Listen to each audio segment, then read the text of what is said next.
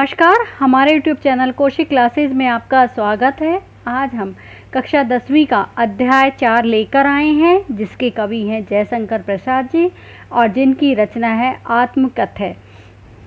तो पहले हम कवि परिचय पढ़ेंगे, उसके बाद हम उनकी कविता का अर्थ जानेंगे। तो चलिए हम शुरू करते हैं। जयशंकर प्रसाद जी का जन्म काशी में 1889 में हुआ था। इनके पिता का नाम देवी प्रसाद जी था, जो तंबाकू व सुर्ती का व्यापार करते थे। वे धनी होने के साथ साथ बड़े उदार हृदय के और धर्मपरायण व्यक्ति थे। प्रसाद जी के पिता तथा बड़े भाई का बचपन में ही स्वर्गवास हो गया था और अल्प अवस्था में ही बड़े लाड़ प्यार से पले प्रसाद जी का घर का सारा भार इनके ऊपर आ गया था। इन्होंने अपनी शिक्षा 8वीं तक ही प्राप्त की और विद्यालय को छोड़ दिया। उसके बाद शिक्षा इन्होंने घर पर ही की, जिसमें अंग्रेजी, हिंदी, बंगाली, संस्कृत का ज्ञान प्राप्त किया। दीनबंधु ब्रह्मचारी ने इन्हें वेद और उपनिषदों का ज्ञान कराया और इनकी कुल रचनाएं 27 थी, जिसमें कि कामयानी पर इनको हिंदी साहित्य सम्मेलन की ओर से मंगला प्रसाद पारितोषिक प्रदान किया गया। इनकी प्रमुख रचनाएं हैं अजातशत्रु, कामना, चंद्रगुप्त, स्कंदगुप्त, विक्रमादित्य, कामयानी, महाराणा का महत्व, आंसू, लहर आदि। इनका निधन 1937 में हो गया था। मधुप गुनगुनाकर कह जाता कौन कहानी ये अपनी। यहाँ पर कवि कहता है कि जो मन रूपी भंवरा है वो गुनगुनाकर न जाने अपने जीवन की कौन सी कहानी को कह जाता है। अर्थात यहाँ पर कवि ने अपनी आत्मकथा के लिए कहा है कि वो मेरे जीवन के जो सुख दुख हैं उनमें की जो स्थिति है उसमें से भंवरा किस तरह से मेरी बातों को कह जाता है। अर्थात यहाँ पर अपनी मन की बातों, अपनी उन यादों को बताया उन्होंने।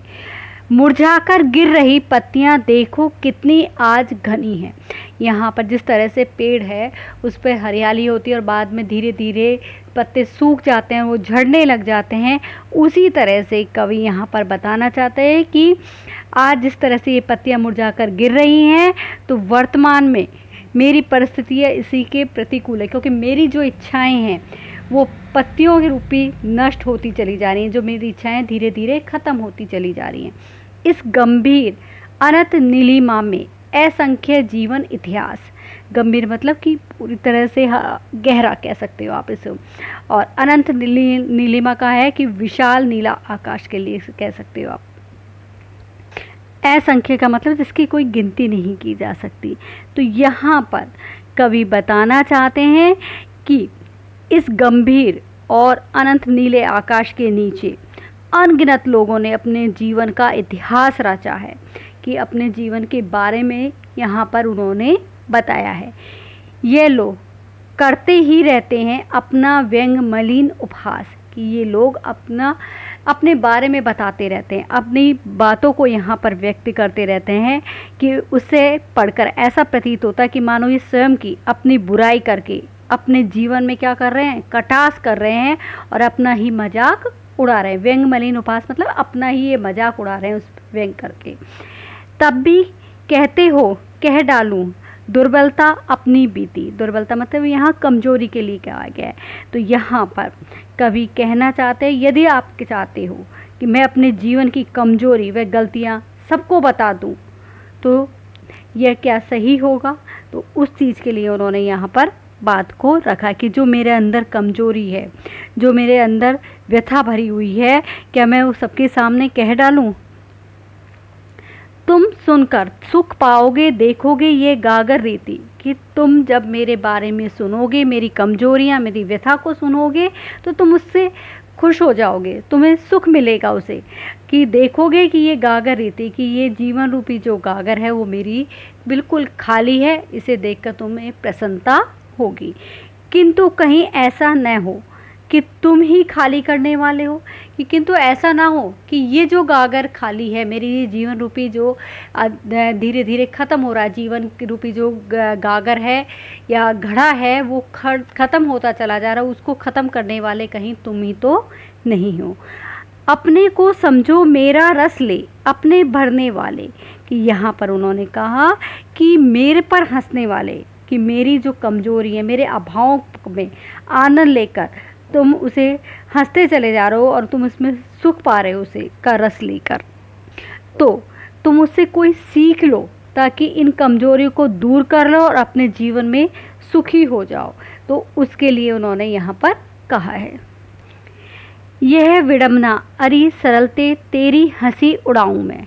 यहाँ विडम्बना का मतलब दुर्भाग्य के लिए कहा गया है, सरलता का मतलब यहाँ कहा है सरलता के लिए, कि यहाँ पर कवि कहना चाहते हैं, जयशंकर प्रसाद जी कहते हैं कि अरे मेरे सरल जीवन कि जो मेरी आत्मकथा की ये विडम्बना है, ये दुर्भाग्य है कि उसके जीवन के सभी पक्षों को मैंने क्या किया है, सीधे व सरल रूप से चित्रित किया है, मतलब सीधे और सरल रूप से बताया है लोगों को।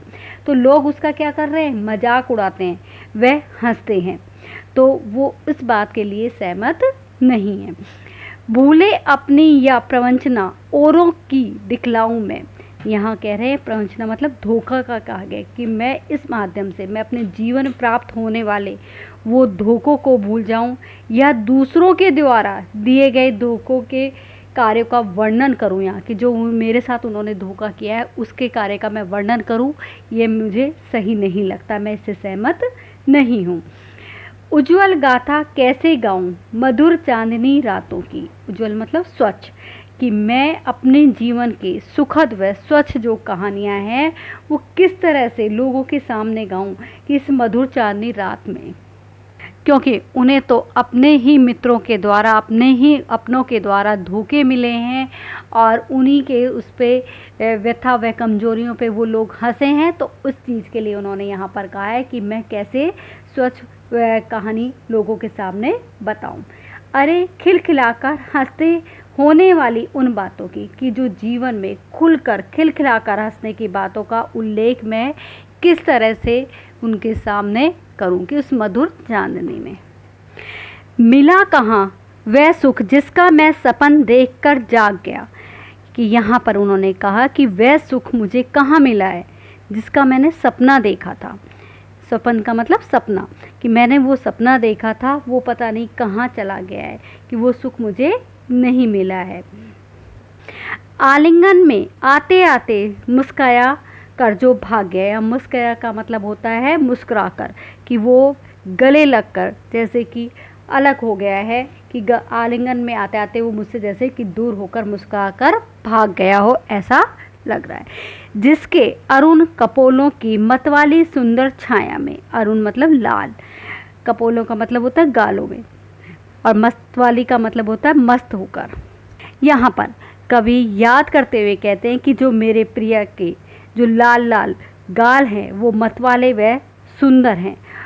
तो उसके लिए उन्होंने कहा है कि अनुरागनी उषा लेती थी निज सुहाग मधुमाए।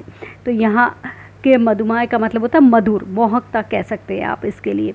तो यहाँ पर कवि कहना चाहते हैं कि जो प्रेममयी सवेरा, उषा मतलब सवेरे के लिए कह सकते हैं, उषा भी अपनी सुगंधित मधुर लालिमा भी उससे उधार लेती थी। किसके लिए? अपनी प्रिया के लाल लाल गालों की, उनकी मतवाली सुंदरता के बारे में उन्होंने बताया और कहा है कि जो सुबह सुबह सूर्य उदय होता था तो जो चारों तरफ लालिमा होती थी, तो ऐसा प्रतीत होता था कि वो प्रेममयी उषा भी अपनी सुगंधित मधुर लालिमा भी उससे लेती थी। कहने का तात्पर्य ये हुआ कि प्रिया के लाल लाल जो कपोल गाल हैं वो उषाकालीन लालिमा से भी अधिक सुंदर है।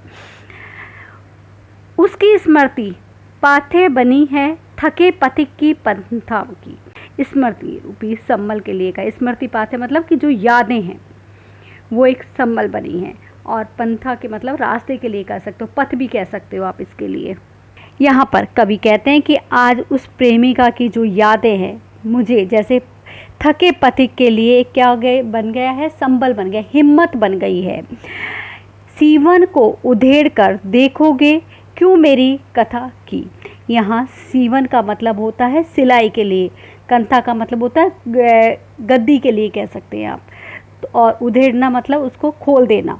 तो यहाँ पर फिर कवि कहना चाहते हैं कि मुझे जो हिम्मत दी है वो मेरी प्रेमिका के द्वारा मिली है। तो उसी के लिए उन्होंने कहा कि मैं जीवन रूपी जो रास्ते पर चल रहा हूँ और मेरी स्थिति ऐसी है कि हे मित्र, क्या तुम मेरी उन आदतों को बार बार में उधेड़ उधड़ कर देखना चाहोगे, उसके भीतर जिस तरह से गद्दी को खोला जाता है, उसके धागे खोले जाते हैं तो वो पूरी खुलती चली जाती है, उसी तरह से जो मेरी यादों को क्या तुम उसे खोलना चाहोगे कि जो अंदर ही अंदर छिपी हुई है। छोटे से जीवन की कैसे बड़ी कथाएं आज कहूँ।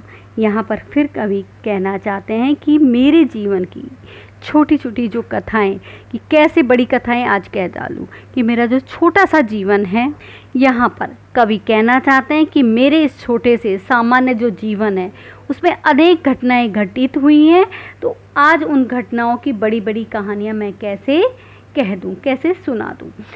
क्या ये अच्छा नहीं कि औरों की सुनता मैं मौन रहूं, कि क्या ये अच्छा नहीं होगा कि मैं औरों की सुनूं और स्वयं मैं कैसे रहूं, चुप रहूं, मौन रहूं।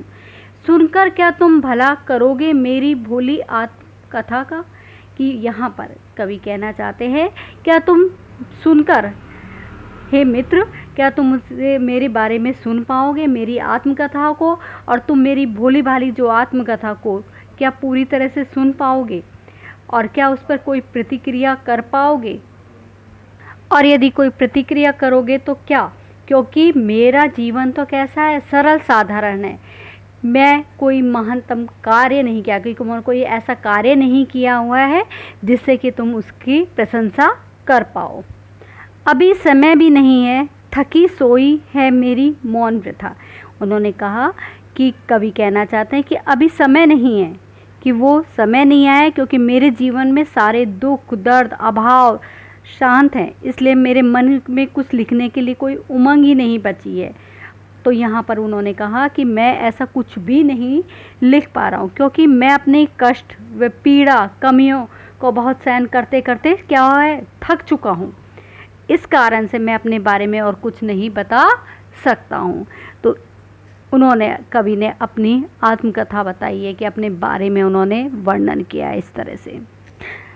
आशा करती हूँ कि आपको ये अध्याय समझ में आ गया होगा। यदि आपको अच्छा लगा तो इसे लाइक करें, शेयर करें और चैनल को सब्सक्राइब करें। धन्यवाद।